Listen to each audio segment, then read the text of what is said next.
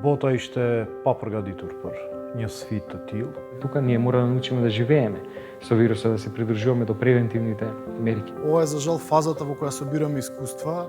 Мислам дека ќе видиме многу неочекувани појави ако потрае оваа состојба. Источна Европа подобро се справи со оваа ситуација од Западна Европа.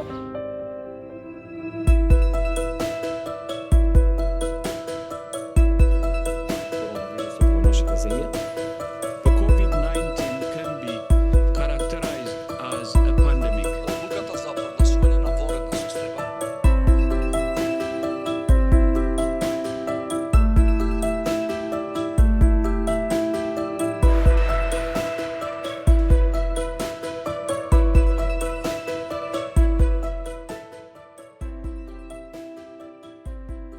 Според Светската здравствена организација, првиот кластер со регистрирани случаи на пневмонија во Вухан, Кина е регистриран на крајот на 2019, на 31 декември.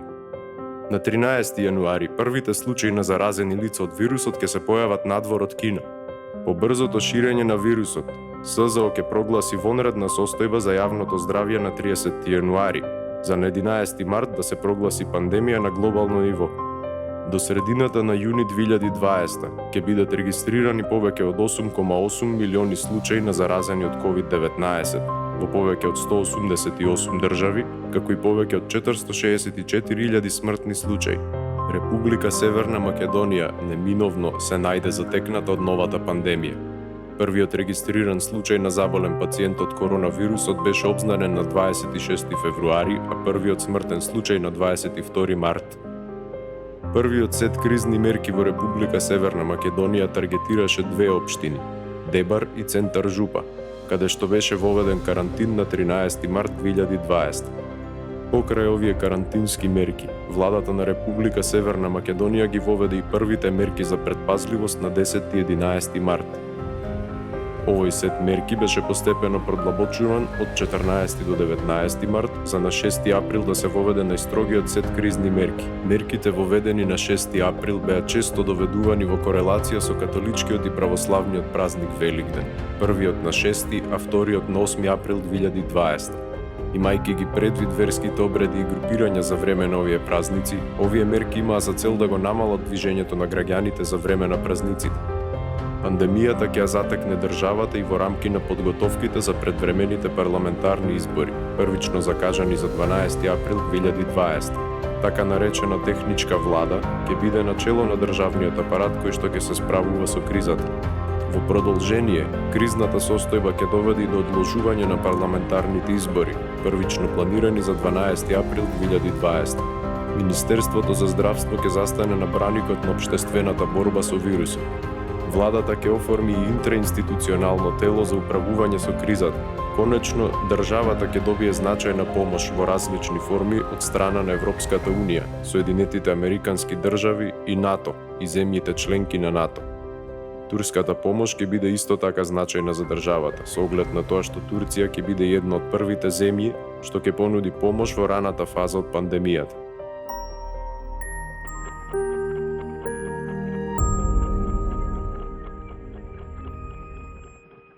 На почеток, првите 3-4 недели, јас бев воодушевена од начинот на кој државата се справуваше со пандемијата. Имав чувство на доверба дека тоа некој го прави за мое или наше добро. И така беше се до некаде 18 март. Кога на 18 март, мислам, беше се прогласи вонредната состојба со бланкет полициски час, значи не ги интересира дека постојат разни општествени групи. Јас почувствував непотребен садизам од страна на мојата држава и почнав да развивам недоверба. Од сето тоа заклучив дека државата и граѓаните, наместо да ги потценуваме граѓаните,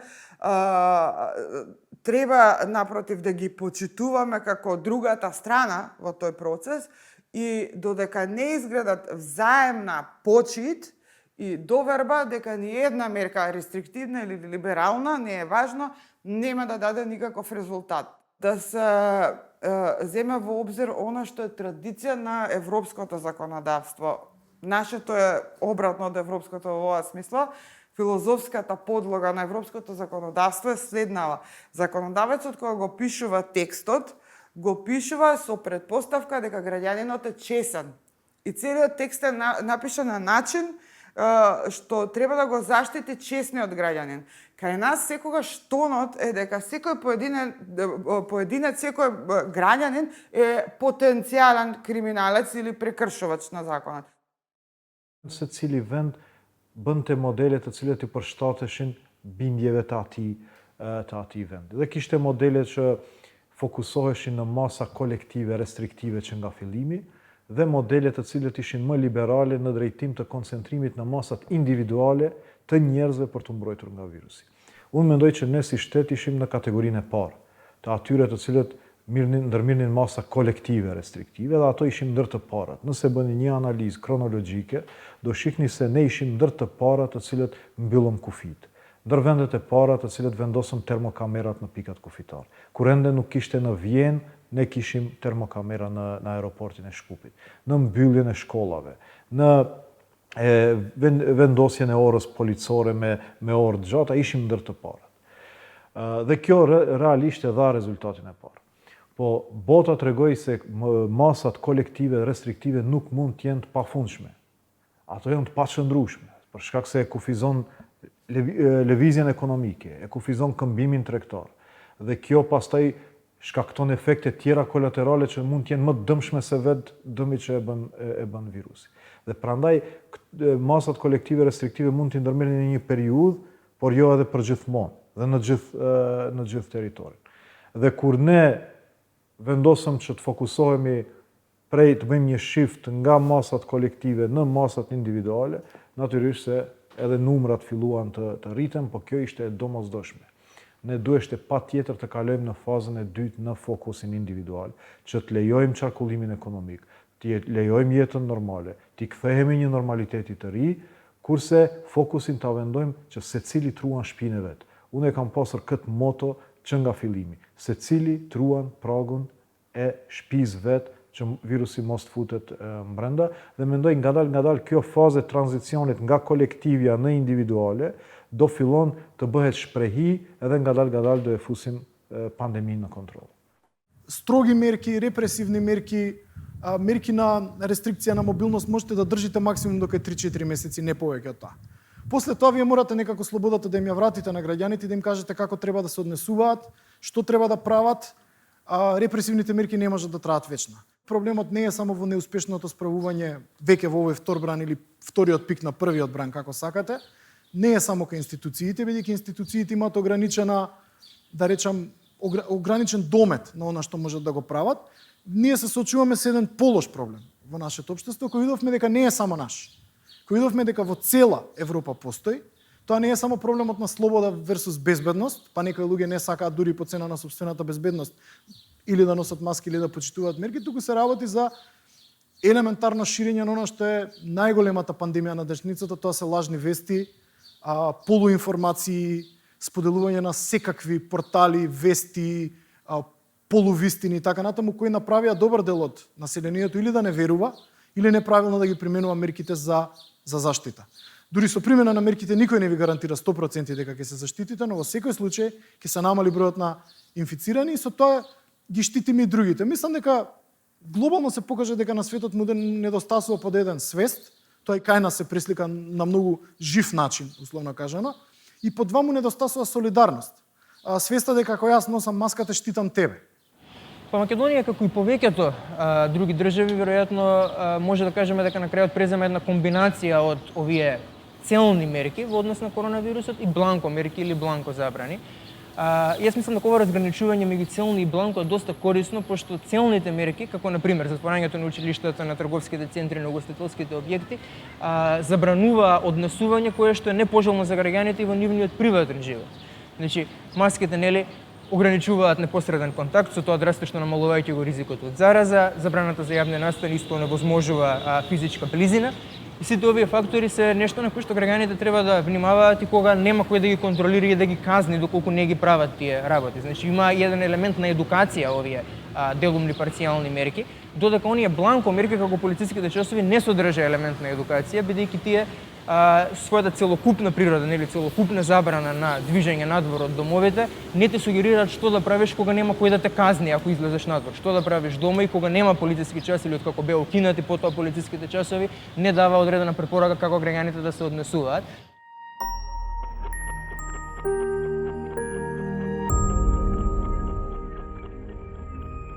Ова што се случуваше секој ден и со кое што се соочувавме, а понатаму во тие денови како се развиваше кризата и искуството од претходниот период, беше нешто што ние анализиравме и врз основа на што ги носевме одлуките за во следниот период. Во таа смисла рестрикцијата на движењето, затворањето на школите, градинките, мислам дека беше исклучително добар потег, не само кај нас, во сите земји во светот кои што го направија тоа, заради тоа што тоа е еден од најефикасните начини да се спречи ширењето на вирусот. Како се развиваше епидемијата, не само епидемијата кај нас, пандемијата, практично, и како се повеќе учевме за вирусот, се имплементираа и нови мерки, постепено попуштање на истите, заради тоа што не може ниту една земја во светот да живее затворена. Очигледно дека е вирусот тука, очигледно дека и во следниот период повеќе месеци ќе биде тука, ние мора да научиме да живееме со вирусот, да се придржуваме до превентивните мерки, носењето на маска, одржувањето на дистанца, честото миење, дезинфекција на рацете и секако работа со протоколи на апсолутно сите економски оператори, угостителски објекти, хотели, средства за јавен превоз и во таа смисла и градинките и школите. Не е лесно. Се промени животот, не само кај нас, насекаде во светот. Веројатно дека нешто што ќе ја смени ситуацијата ќе биде вакцината, која што сите очекуваме на почетокот на следната година, така да пред нас е еден период во кој што апсолутно само со придржувањето до превентивните мерки можеме ситуацијата да ја држиме под контрола. Kujtoj që një prej anëve negative, më negative, që e kam theksuar gjatë gjithë kohës, ka qenë e humbëm luftën me lajmet e rrejme. Nuk bëm atë sa duhet as si shtet, as si shoqëri, as si individ në ballafaqimin me lajmet e rrejme. Për shkak se në një periudhë të gjatë lajmet e rrejme vetëm po dominojnë opinionin publik, po kryesisht në kontekstin politik. Dhe dikuj kjo i ka konvenuar, dikuj jo, mirë po është bërë pjesë e diskursit publik. Mirë po në çështjet pandemisë, në çështjet shëndetit, u treguan që janë shumë të rrezikshme. Dhe numrat të cilat tregojnë se në Maqedoninë e Veriut rreth 40% e popullatës nuk besojnë në virusin, besojnë në teori konspirative, mendojnë që 5G është shkaktar i pandemisë, janë trishtuese. Aspekt pozitiv mund të them reagimi i shpejt me masa restriktive në fillim, të cilët dhanë aso kohë rezultat, mirë po, si që theksova, ishte domosdoshme të bëjmë një tranzicion në masat individuale. Dhe ne e dinim që kur të kalojmë nga masat kolektive në masat individuale, do shpërthem përsëri pandemia, po ky ishte rrezik që duheshte patjetër ta ndërmarrim për shkak se ekonomia fundoseshte, njerëzit nuk mund duronin më izolimin dhe kishte mundësi të ketë efekte më të dëmshme kolaterale se vetë pandemia. Секако дека во една пандемија епидемиолозите и виролозите играат главната улога. Тоа не е спорно. Тие беа оние кои први што ни кажаа како се пренесува вирусот, со знанија кои што постојано ги апдейтираат секако во согласно со новите откритија во науката. Тие ќе бидат оние, се надевам, кои што финално ќе го победат вирусот, доколку на крајот биде произведена вакцина. Меѓутоа, во меѓувреме, во една ваква состојба на несигурност, која што патиме случај при секое донесување политика, дури во нормални околности, не мора да биде пандемија, секогаш мора политичките одлуки да се базираат врз некои пошироки претпоставки за човековата природа. Тоа е неизбежно и тоа не може да им биде оставено на медицинските лица. Значи, медицинските лица ги одредуваат параметрите на дискусијата, како се пренесува вирусот, но повторно политичарите и аналитичарите секако се тука да ги посоветуваат, повторно општествените чинители се оние кои што треба да одлучат што треба да се направи за да се стимулира човеково однесување, кое што ќе биде пожелно и кое што полесно ќе доведе до посакуваните здравствени исходи. луѓето кои што ги поддржуваат полициските часови ќе речат па да немаше полициски часови, цело време ќе беше така, бидејќи кај нас нема свест. Меѓутоа, од другата страна, либералниот одговор на тоа би бил, ама можеби да немаше полициски часови, немаше тие млади луѓе да се почувствуваат врзано во своите домови присилно 2 месеци, немаше да се почувствуваат како државата да не бара од нив никаква свест и одговорност и на крајот испаѓа дека полицискиот час имал некои долгорочни, можеби психолошки негативни ефекти од тој аспект. Позитивните страни се тоа што ќе научиме многу лекции. И за нашиот менталитет, и за нашата медиумска писменост, и така натаму. Ќе научиме многу политички лекции за тоа што треба, што не треба да правиме во некој нареден период или во случај на некоја наредна криза, и ги утврдивме нашите слабости. Тоа е голема работа. Знаете, првиот чекор кон промерата е да утврдите што не чини во едно општество. Оваа пандемија ни покажа на многу брутален начин кои аспекти на нашето општество мора да се менуваат и дека можеби таа убава слика која дел од населението има за себе, можеби не е вистината. Мораме да бидеме критични, мораме да бидеме самокритични ако сакаме успех. Негативните страни се бројот на заболени, бројот на починати лица, бројот на млади животи кои замина, просечната старост која е многу ниска во Македонија во однос на починатите лица. И можеби најнегативното нешто е она што им го правиме на докторите секојдневно со зголемувањето на бројот на случаи. Тие луѓе се брутално истоштени, тие луѓе дадоа се од себе, ние им враќаме на начин на кој се уште организираме свадби, не носиме маски и тврдиме дека вирусот не постои.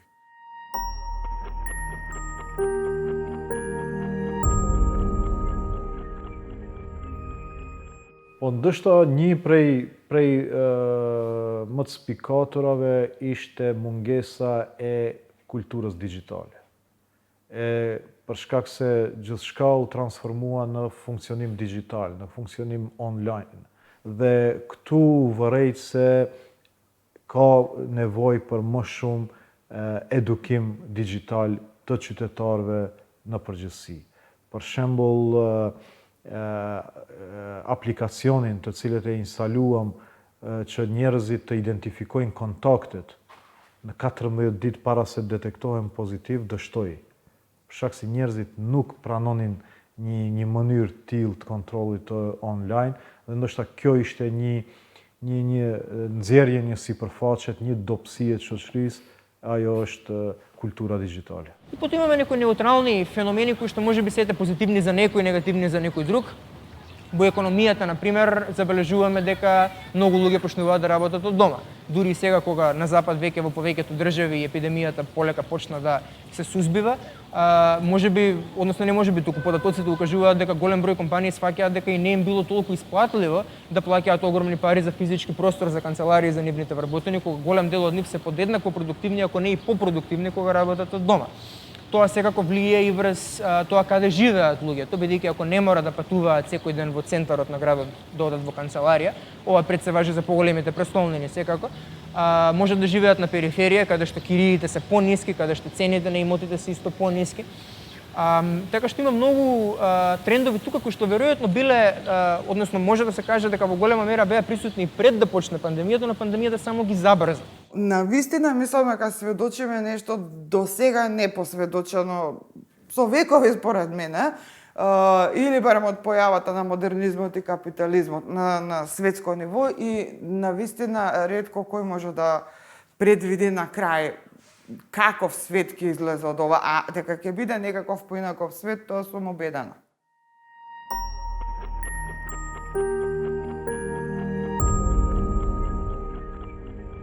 Unë mendoj se tashmë askush nuk flet për kthim në normalitetin e mëparshëm. Gjithë e dim se normaliteti në cilën pretendojmë dhe shpresojmë të kthehemi do jetë një normalitet i ri. Një mënyrë e re e komunikimit, një mënyrë e re e shprehive, e kontaktit mes njerëzve, kryesisht në ruajtjen e distancës fizike, në mbajtjen e maskave, në komunikimin online dhe digital, riorganizimin e punës së institucioneve, të veprimtarive të ndryshme ekonomike, dhe kjo do jetë normaliteti i ri, realiteti i ri. Dhe sigurisht kjo pastaj do ndikon në strategjitë ekonomike, në strategjitë politike, dhe ngadalë do të rikonfiguron edhe sistemin politik në vend.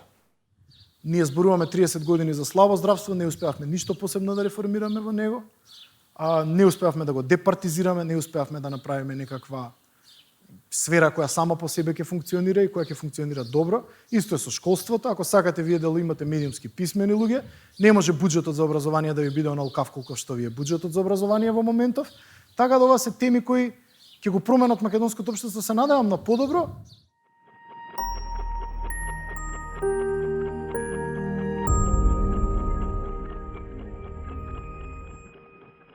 Од една страна стимулира страшна соработка во желбата да се најде вакцина, во желбата да се подобри општеството. И мислам дека тука медицинската фела нема политички или било какви други разлики, меѓутоа посебно помеѓу големите центри на моќ води страшна недоверба. И мислам дека односите помеѓу САД, Русија, Кина, Бразил и така натаму сега се веќе многу искомпликувани. Се надевам дека ќе бидат барем доволно стабилни да се работи заеднички на пронаоѓање на вакцина и споделување на таа вакцина и со оние кои можеби не можат во првиот момент да си ја приуштат или не можат да ја платат, затоа што населението мора глобално да се заштити и мора да се направи глобална борба против оваа пандемија, бидејќи никако поинаку не може да успее. Со парцијални напори нема да успее борбата против пандемијата. Fillimisht, ndoshta nga instikti, nga friga, nga inercioni, të gjitha vendet disi u bën egoiste. Filluan secila të mbron veten. U harrua multilateralizmi, solidariteti ndërmjet vendeve, nevoja për të ndihmuar njëri tjetrin. Mirë po, mua më vjen mirë që kjo nuk zgjati shumë. Bile në ditët e para, edhe antarët e Bashkimit Evropian filluan secila për vete. Po ishte shok i fillimit. Duheshte secili të mbron vetveten. Është instinkt. Mirë po, shumë shpejt mendoj që u rikthye ai mentaliteti i solidaritetit ndërmjet vendeve. Vendet filluan të përgatisin plane kolektive për të gjitha vendet, përfshi edhe për ata, për shembull Bashkimi Evropian le që siguroi ndihma për vendet e veta anëtare, por edhe për ne që ishim kandidatë, edhe për ata që nuk ishin kandidat. Ajo çfarë më vjen mirë që në nivel botror u rikthye besimi te shkenca, u rikthye besimi te bashkëpunimi dhe solidariteti.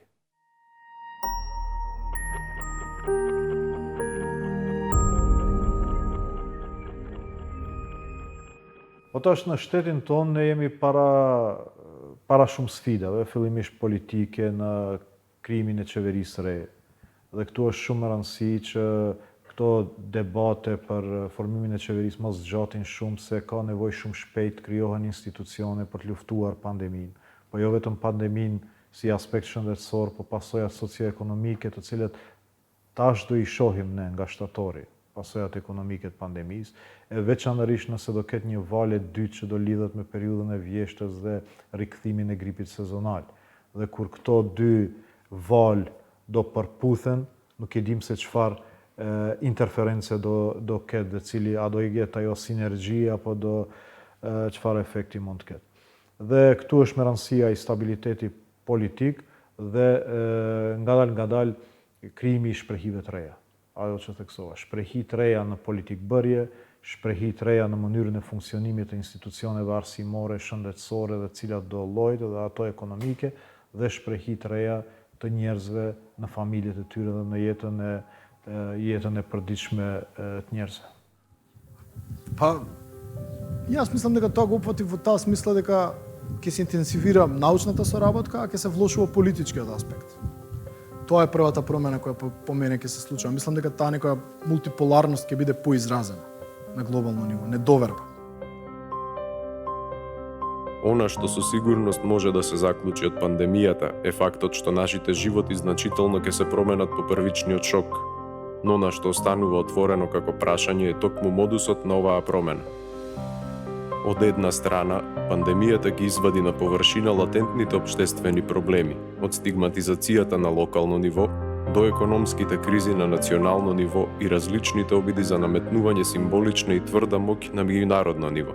Од друга страна, пандемијата покажа дека, меѓу другото, денешната технологија може да го одржи светот поврзан и дека решенијата на локално ниво даваат јасни резултати во однос на различните климатски предизвици.